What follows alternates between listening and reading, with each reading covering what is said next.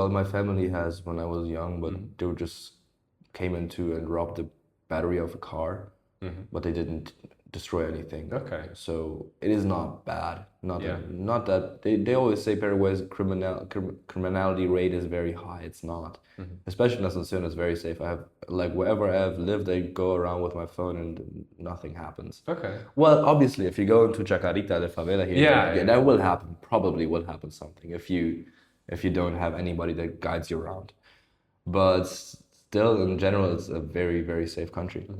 Because one layer of Paraguayan, again, I'm only speaking from foreigners' view, Yeah. but like one layer of Paraguayans, it obviously says that don't take out your phone because it's gonna get stolen from your car and stuff, or that don't walk around at night after 8 9 p.m. alone because you're gonna get into trouble.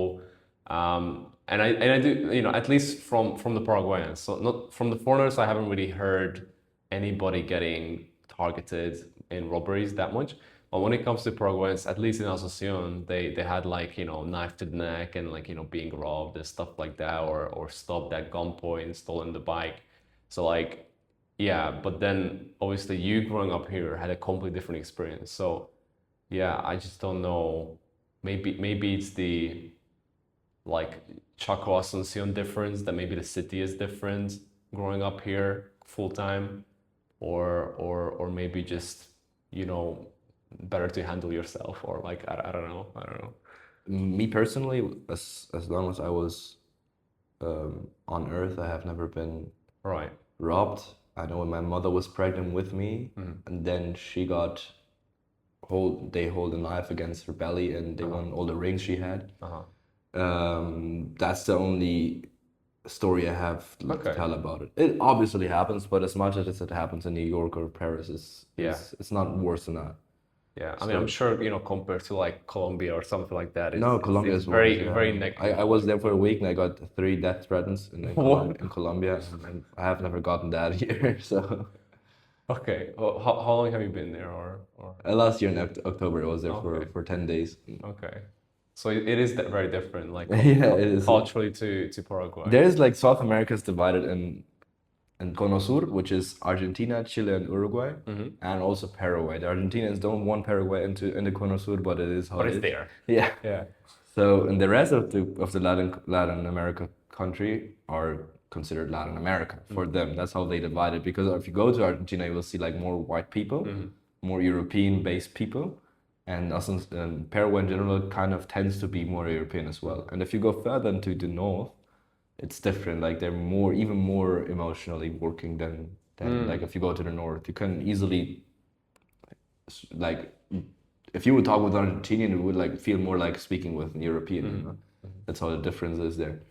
So the further you go up north until Mexico, the more emotional they seem to be, the people there. Right. So the further you go up north, the more drama you Seems to get, be, yeah, basically. well, at least in the danger Okay. thing, yeah. Yeah. What do you think that is? Is it like the European influence?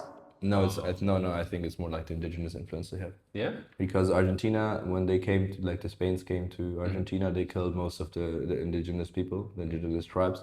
So they're a little, I think, nothing. And Uruguay the same, and Chile, I think the same.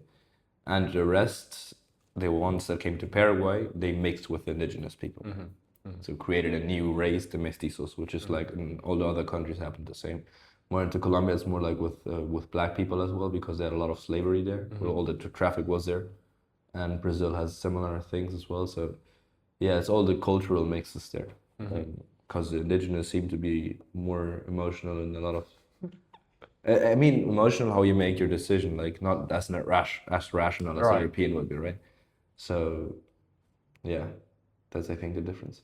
So I guess that's the reason why they are more prone, or they like more to live for today and I guess indulge in things, because out of an emotional standpoint, I mean, it makes sense, right? Yeah, like, you want to have fun, you want to have a good life, blah blah blah. like I guess long term wise, yeah, it is different when I it think comes to Latinos are, planning and yeah, yeah. things like yeah. I think Latinos in general are happier than the Yeah, rest they of are. the They are. I mean, look, it works for them 100%. Like It works for them, we definitely. have to learn certain things For from. me, it wouldn't work out, but I see that they do, and I think I would love to be like Yeah, that as well, right? yeah, dude. Life seems to be much more easier on that side of the fence, for sure. Yeah, for sure. definitely. When it comes to well-being, yeah. And you also told me like you want to be like a documentary filmmaker, documentary.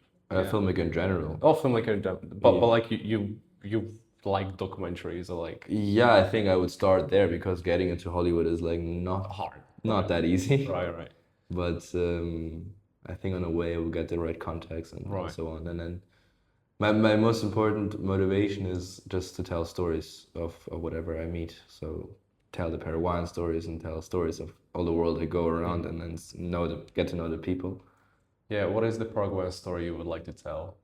Oh, yeah, I think I find it very interesting. There's a lot of things about narcotraficantes that is not known. Okay. It's just very interesting to like people that go, if you go close enough to the west on not official streets, you might just get some guys with guns standing in front of you and tell you have to turn around.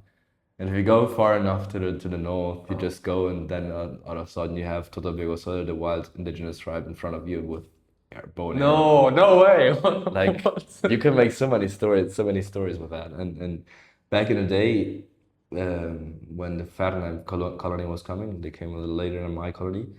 They were there was one family, they had a house and I think three sons, one daughter, and then the parents. And the daughter was like not even 1 year old.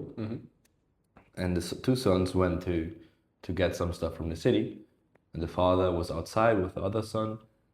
And then out of a sudden, the Aylloreo came and attacked the house, and they killed the father, they killed the son outside, and they ran inside and killed the mother. And the mother was standing with the baby against the wall, and the baby survived.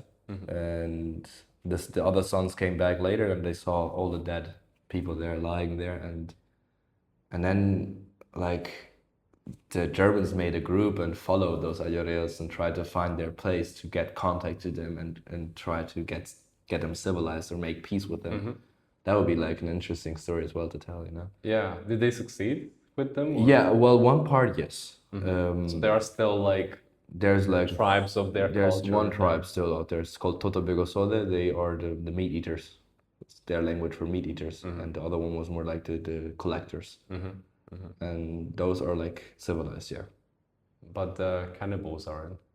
They're not no. Well, That's- they always say they Yeah, are. they say no, they're not. Could be that it has happened, but Yeah, officially they're not cannibals, no.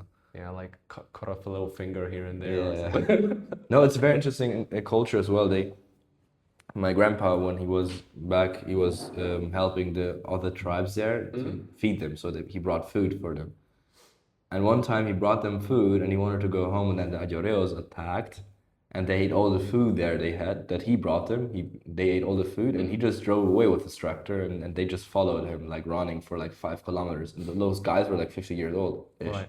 And he said they were muscular and good build. And normally the Ayoreos, if they were walking on their hunting seasons, if there was someone sick, they just left him behind. So we're like very focused on being like the best of them all. It's a very interesting factor of their culture. So it's like survival for the fittest. Yeah, survival for the fittest Only. is done, yeah. And that's how they were the strongest together with the Chamacoco, yeah. Those two tribes were the strongest. And What was their story? Like they came from somewhere, or did they always like inhabit the area, or nobody we don't knows. know. Chaco is a word that comes from the Inca language Quechua, which means a word. It's Chaco, which means hunting region. So It's like hunting lands for. yeah, for the Incas. The Incas are like the Incas are not a tribe. They have like the king of the Incas is of the indigenous people is called Inca. Like for example, like if you what Machu Picchu is like the Inca center, so to say. And apparently they went down to the Chaco. Their tribes, I don't know what they're called, but the Quechua speaking indigenous people, they came down and they did hunting in the Chaco. So that's why they called it Chaco. the hunting region. And well, over the time they had like nobody actually knows where the indigenous people actually come from. Some say from Russia, some say from Australia, from and so on. If it is correct, then the indigenous people we have here are more like related to the islands that are close to Australia. But why they are here and how they got here is a very complicated to explain because nobody actually knows. Mystery. Right? Yeah, it's a mystery. But there are many tribes in whole South America, a lot of them, and a lot of them not still unknown. Yeah. And when it comes to cartels, what's the story there? Cartels. Yeah. No. What's the relationship with them up there? I wouldn't have right now. I wouldn't have a story to tell. I just know that there are a lot of cartels. They're active. And Paraguay is a big exporter in drugs. Some of them. Okay. And marijuana and cocaine, and they are very good at hiding. For example, you could tell stories of the Rotella clan. It's like a big clan in Paraguay active, but they have their boss in Brazil. And they are like more active in like the city, like where my parents live. And it's the non-made capital of drugs in Loma Plata because nobody knows and nobody gives a fuck about drugs. So the police doesn't know, it doesn't want to know. Sure. Or the police does work with them in a lot of cases. Course, yeah, they get the bribes.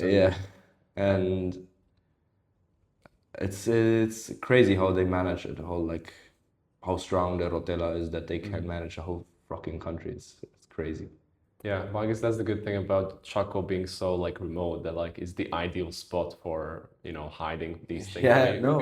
Who's gonna go and look there? Like infinite wilderness. Like yeah, it is crazy. There was like people recently finding Nazi houses in like close to the river. Yeah. Okay. And yeah, like not Nazi villages, Nazi settlements. Yeah. And so it's crazy how nobody knows about the Chaco until it's getting hard in their country and they come to Paraguay. For my people, for example, the same. Yeah. All right. And a lot of Brazilians as well are coming because their situation they are in right now. And Mariano Roque Alonso, where I live, is like full of Brazilians. Full of Brazilians. Yeah. Paraguay is always this go-to spot, I think, for a lot of Paraguay and Argentina. Yeah. Congratulations, you made it to the end of the clip. The full length of the episode is available right here. So go on, check it out.